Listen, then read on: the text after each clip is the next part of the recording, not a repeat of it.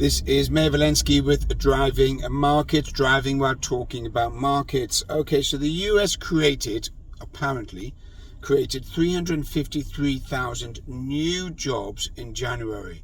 Yeah, right. 353,000 new jobs. That's double what was expected. What was expected was 175,000 jobs. So meanwhile, the analysts on Wall Street who are paid millions, maybe $10 million, got it wrong. Now, they've had it wrong for 18 months. We're talking about the top banking analysts globally got it wrong. Got it wrong 18 months running. In fact, since Biden's been in, they've got it wrong. Biden's administration and his cronies in the White House and Congress with the Fed are painting one big lie. Fake news. There's no 353,000 jobs were created. There weren't even 175,000 jobs created. What they did is quite simple. By lowering the number of official unemployed, by taking those long-term unemployed or people that are past it as far as the labour force is concerned out, so you haven't got a balance versus unemployed versus employed, or new unemployed versus new employed, then what you do have is a distorted number. So the number is distorted because they're not really reporting the level of true unemployment. True unemployment in the US is running at round about 7 to 8%. If you were to include all of the corona, COVID-19, Chinese flu people, individuals that left the workforce and other industries, you have unemployment at 9%, which would look terrible for sleepy Joe Biden and his administration. Any chance of getting back into the White House would be negated. So what are they doing? As they are concocting and manipulating the spreadsheet just to make sure that employment is super high and unemployment is super low. But it's the opposite. Unemployment is rising, employment is falling, but they're just misleading you. It's turning into like a Soviet era type of administration. Let's feed the population absolute trash. Let's fool them, fake them, lie to them, and hopefully we'll just tread along until we get to the situation whereby we sort of work our way out of it.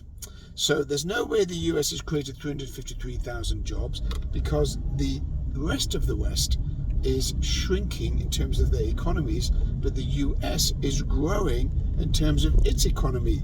China, the number 2 global economy, is seeing a contraction and potential deflation as far as China's concerned. But as far as the US is concerned, they've got rising inflation, a growing economy, and everything is just paradise. It is Garden of Eden in the US, but it's not. If you dig deeper, just scratch away from the surface, if you have the energy and the ability to do so, which we all have, just look a little bit deeper, you will see that the Fed is lying. And the Bureau of Labor Statistics, which is the voice piece or the analysts there, are paid by the government. Remember, they're worried about their families, school fees, mortgages, car hire, credit cards. So they will just dance to the tune of Biden and his cronies in order to manipulate these numbers. So the numbers coming out of Washington, the numbers coming out of the US are not true. Unfortunately, you've got the markets that want to believe it. So they all want to believe the lie. They want to dance to the music naked and believe they've got clothes on, which is seeing the king naked in his true form. And what's happening is that everyone is playing along with this facade, including Wall Street, including the banks. Why? Because it suits them, the narrative, when they go to sell to their wealth management customers, their wealth management clients.